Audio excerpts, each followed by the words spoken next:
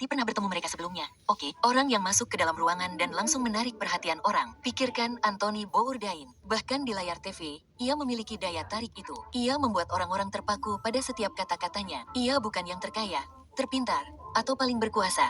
Tetapi ia memiliki cara untuk membuat setiap percakapan terasa menarik. Dan ia bisa melakukan itu dengan siapa saja. Seorang koki kelas dunia di Tokyo, seorang bartender di bar kumuh, Presiden Amerika di sebuah restoran pho kecil di Hanoi. Mereka semua mencondongkan tubuh lebih dekat saat ia berbicara. Ia menarik perhatian tanpa usaha. Jadi, apa bedanya? Oke, mengapa sebagian orang masuk ke dalam ruangan dan langsung menarik perhatian orang sementara yang lain menghilang begitu saja? Apakah Anda terlahir dengan itu atau dapatkah Anda mempelajarinya? Orang-orang yang meninggalkan kesan memahami sesuatu yang lebih dalam dan kita dapat belajar banyak dari mereka. Oke, hal pertama yang perlu Anda lakukan adalah membuang semua yang Anda pikir Anda ketahui tentang apa yang diperlukan untuk menjadi orang yang menarik. Kita mulai dari awal di sini hari ini. Baiklah, mari kita mulai. Selamat datang di Alux, tempat para miliarder masa depan datang untuk mendapatkan inspirasi. Jadi, aturan pertama untuk menjadi menarik adalah berhenti berusaha terlalu keras karena, oke, lihat, ini teka-teki untukmu. Dua orang sahabat memiliki janji kencan di malam yang sama di restoran bagus yang sama. Mereka duduk berjauhan,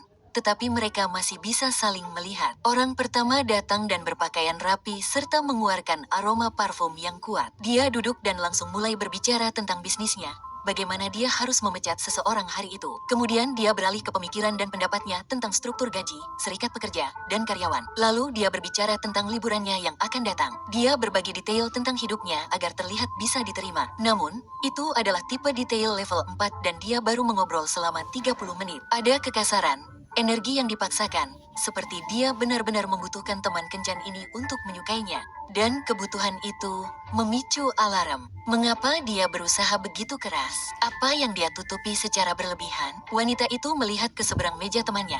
Tetapi di sana, teman kencannya masuk, tersenyum hangat, dan bertanya tentang harinya. Dia mendengarkan saat dia berbicara, dan berbagi cerita saat gilirannya tiba. Dia tidak terburu-buru mengisi keheningan, dan meskipun dia berbicara, dia tidak menceritakan semuanya. Ada ruang untuk rasa ingin tahu dan pertanyaan. Dia membangun rasa ingin tahu alih-alih menceritakan seluruh kisah hidupnya kepada teman kencannya. Dia tidak berebut perhatian. Itu datang begitu saja. Jadi, menurut Anda siapa yang akan pergi kencan kedua? Teman nomor 1 atau teman nomor 2? Hal yang sama persis terjadi dalam situasi sosial sepanjang waktu. Ada anggapan bahwa orang yang menarik itu menawan karena mereka telah melakukan banyak hal keren dan semua orang mengetahuinya, atau bahwa Anda adalah orang yang menarik ketika Anda dapat mengisi keheningan karena Anda memiliki banyak hal untuk dikatakan. Namun, itu tidak benar. Orang yang terlalu banyak berbagi, menjelaskan secara berlebihan, dan mendominasi percakapan tidak menarik perhatian orang. Mereka malah menjauhkan mereka. Anda pikir Anda sedang membangun minat, tetapi yang sebenarnya Anda lakukan adalah membuat orang tidak nyaman. Anda berusaha keras untuk diperhatikan, dan keputusasaan itu membuat orang lain tidak nyaman. Dan jangan salahkan rasa gugup, oke? Anda harus mengendalikannya kembali sebelum meninggalkan rumah. Selain itu, jika Anda segugup itu, lebih baik bagi semua orang, termasuk diri Anda sendiri, untuk diam dan mendengarkan. Setelah Anda menguasainya, Anda dapat berupaya menciptakan ruang agar perhatian datang kepada Anda. Dan Anda melakukannya dengan dua cara. Perhatikan seseorang yang Anda anggap menarik, oke? Dan perhatikan bagaimana mereka menguasai kehadiran selektif. Mereka tidak membanjiri percakapan dengan cerita tanpa akhir tentang diri mereka sendiri. Mereka mendengarkan dengan penuh perhatian. Mereka mengajukan pertanyaan tajam yang berhubungan dengan cerita. Ini segera memberitahu seseorang bahwa mereka cerdas karena mereka dapat mengikuti sebuah cerita dan mereka dapat ingin mengisi beberapa celah. Selanjutnya, mereka membangun rasa ingin tahu. Mereka tidak terburu-buru membuktikan nilai mereka dalam setiap percakapan. Mereka berbagi cukup banyak hal untuk membuat semua orang penasaran, tetapi tidak pernah terlalu banyak sehingga tidak ada lagi yang perlu ditemukan. Itulah perbedaan antara seseorang seperti Ryan Gosling yang berbicara dengan jeda penuh pertimbangan yang sempurna yang memberi bobot pada setiap kata, dan Jimmy Fallon yang mengisi detik-detik dengan reaksi yang berlebihan dan energi yang dipaksakan. Fallon memang menghibur, tetapi kebutuhannya yang terus-menerus untuk tampil memukau bisa terasa melelahkan. Seseorang seperti Gosling tidak memaksa, dia membuat Anda berusaha semaksimal mungkin. Berusaha terlalu keras untuk menjadi menarik justru memiliki efek sebaliknya. Anda membutuhkan lebih sedikit, tetapi lakukan dengan lebih baik. Setelah Anda berhenti berebut perhatian, Anda dapat fokus pada hal yang benar-benar menarik perhatian. Bercerita.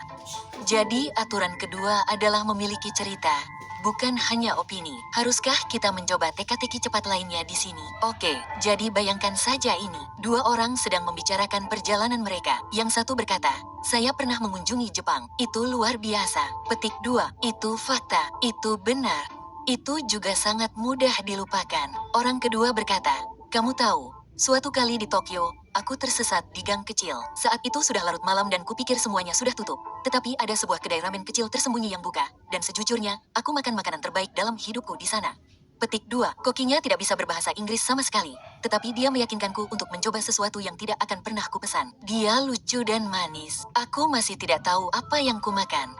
Tetapi itu luar biasa. Berhentilah bergantung pada obat tekanan darah tinggi, obat jantung, atau suplemen mahal hanya dengan 30 detik setiap hari. Saya akan membagikan kepada... Luar biasa. Ya, orang kedua, mereka baru saja mengajakmu ke Jepang bersama mereka. Kamu mengalaminya bersama mereka. Itulah perbedaan antara fakta dan cerita. Kebanyakan orang berkomunikasi dengan pernyataan yang datar. Aku makan enak. Acara itu menyenangkan. Aku bekerja di bidang keuangan. Tidak ada yang terasa hidup dalam kata-kata itu. Kamu sama sekali tidak diundang ke dalam pengalaman itu. Dan apakah kamu melihat perbedaan dalam bagaimana yang satu membuat kamu merasa menjadi bagian dari sesuatu sementara yang lain hanya membuat kamu merasa perlahan menghilang? Itu bahkan tidak ada hubungannya dengan cerita. Dan Anda tahu, pengalaman yang paling biasa pun bisa jadi menarik jika dibingkai dengan baik. Berikan detail yang jelas, alur cerita yang tak terduga, dan emosi. Berikut adalah 3 langkah sederhana untuk meningkatkan cara Anda bercerita secara instan. Jadi, pertama-tama, tentukan konteksnya. Di mana Anda berada, apa yang terjadi, lalu, momen yang tak terduga, hal lucu, aneh, atau mengejutkan yang terjadi. Dan ketiga, hal yang dapat diambil atau reaksi. Apa yang Anda pelajari, bagaimana akhirnya? Perubahan kecil membuat cerita Anda lebih menarik. Jika Anda ingin menjadi menarik, jangan hanya mengatakan sesuatu. Buat orang lain mengalaminya. Baiklah, sekarang, beralih ke aturan ketiga. Buat orang lain juga merasa menarik.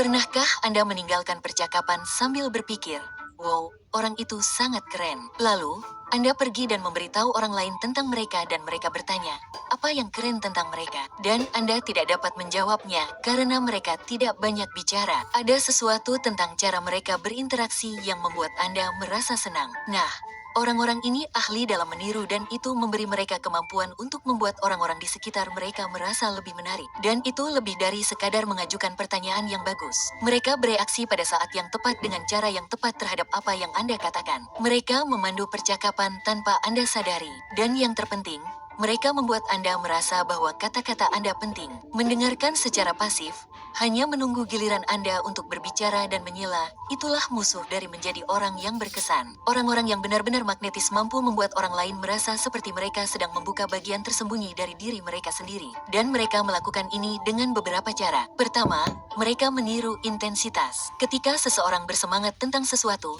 mereka menandingi energi itu. Jika seseorang sedang berpikir keras, mereka memperlambat langkah untuk menemuinya di sana. Percakapan terasa lebih alami karena berubah mengikuti arus momen. Kedua, mereka memperkenalkan perspektif baru. Jadi, alih-alih hanya setuju atau mengangguk, mereka menambahkan sesuatu yang memperluas percakapan seperti, Anda tahu, itu mengingatkan saya atau saya tidak pernah memikirkannya seperti itu sebelumnya. Tetapi mereka menjaga percakapan itu agar tidak mati. Petik 2. Ketiga, mereka juga cukup menantang karena percakapan terbaik bukanlah percakapan yang hanya berisi kesepakatan. Percakapan membuat orang berpikir. Jika seseorang berkata, saya selalu melakukan sesuatu dengan cara ini, orang yang menarik biasanya bertanya, nah, pernahkah Anda mencoba cara sebaliknya? Mereka tidak bertanya dengan cara yang agresif. Itu bukan momen untuk memancing. Itu hanya sesuatu yang ingin mereka ketahui tentang Anda. Dan karena dikatakan seperti itu benar-benar membuat Anda berhenti sejenak dan berpikir. Keempat, mereka membuat orang merasa seperti ahli karena orang senang menjelaskan sesuatu.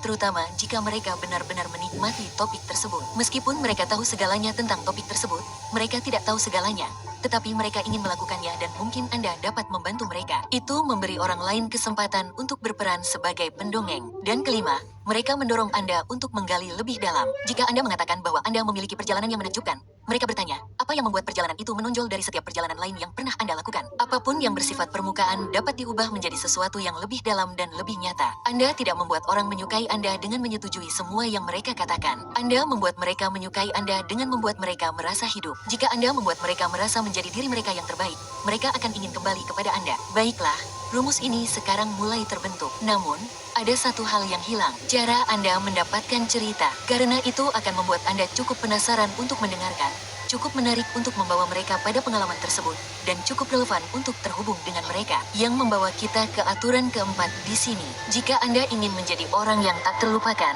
Anda perlu hidup dengan cara yang memberi Anda sesuatu untuk dibicarakan. Anda membutuhkan bahan untuk percakapan Anda, dan Anda mendapatkannya dengan pergi ke dunia luar dan menikmatinya, menjalani hidup Anda. Anda harus menciptakan pengalaman yang layak untuk dibagikan. Pengalaman itu tidak akan datang kepada Anda sekarang. Itu tidak berarti Anda harus terjun payung atau backpacking melintasi negara untuk menjadi orang yang memikat, tetapi Anda harus berusaha untuk mengalami apa yang ditawarkan dunia dalam skala besar dan kecil. Ikuti lubang kelinci yang memicu rasa ingin tahu Anda. Akan selalu ada cerita untuk diceritakan saat Anda melakukannya. Anthony Bourdain tidak duduk di ruangan membaca tentang budaya makanan. Dia membenamkan dirinya di dalamnya. Setiap kali makan, setiap percakapan, setiap jalan memutar kecil menjadi bagian dari cerita yang lebih besar. Dia menjalani hal-hal yang dia gambarkan, dan karena dia menjalani hidup seperti itu, setiap percakapan yang dia lakukan terasa seperti pintu terbuka ke dunia yang ingin Anda masuki. Jika Anda tidak melakukan hal baru atau melampaui rutinitas Anda